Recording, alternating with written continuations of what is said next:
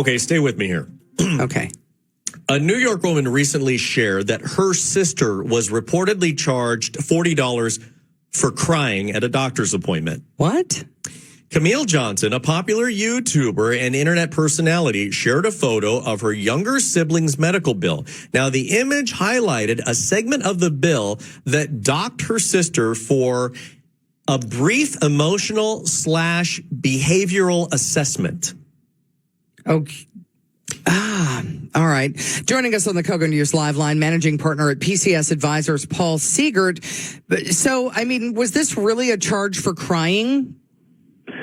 Well, billing is the business in healthcare. Those that bill well do well. And in this case, they did appear to add a behavioral assessment. Perhaps the provider asked this patient if she was okay, and therefore they could tag on an assessment fee to the visit, which puts a spotlight on how our system works. You really do need to look at your itemized bills and see what gets included.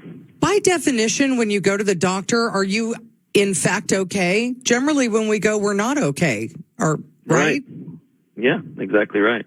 You're there to get treated and find out what's going on. Okay, so according to the Twitter thread, this is interesting. She explained that her sister has a rare disease and got emotional because she feels frustrated and helpless as she's reportedly struggled to find care. So she says one tier, and they charged her $40 without addressing why she's crying, trying to help, doing any evaluation, any prescription, nothing. So, everything in medicine has a code. I guess there's no code for crying, so they put it on brief emotional behavioral assessment. What options do patients have when you see your medical bill? A lot of people don't even look at them. They just say, oh, okay, well, I owe $20,000 for a knee exam. I'll let my insurance take care of it. When you're facing a charge like this, what do you do? What options do you have? Well, you can push back and deal with the provider's office. As you can probably guess, that's a difficult process to go through. So if you have some sort of a resource, maybe you're getting your coverage through your employer and they have a consultant that manages that health plan, I would recommend reaching out to them and getting their assistance, because it is a complex system. They deal with it every day. They're going to have a better chance of getting a good outcome that will make you happy than handling it yourself.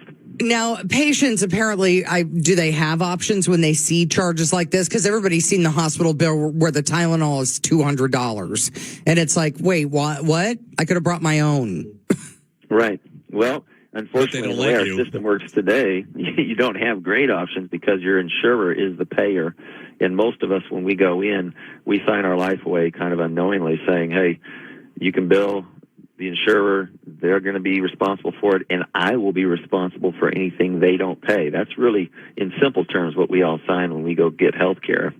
And, it's a rushed process. You're not feeling well. They kind of push you right through it. You might even be signing it on a little three-inch square digital pad and not know what you're signing, but that's kind of what you're signing. So you can work your way through it. I recommend getting some assistance with it.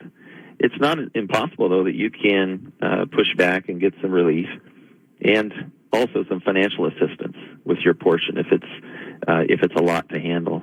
Yeah. It's crazy to think, but we have $198 billion in medical debt being held right now by people who have insurance, which is not a great report card on how our system is working. Well, and if you offer cash, sometimes they'll work with you if you have it.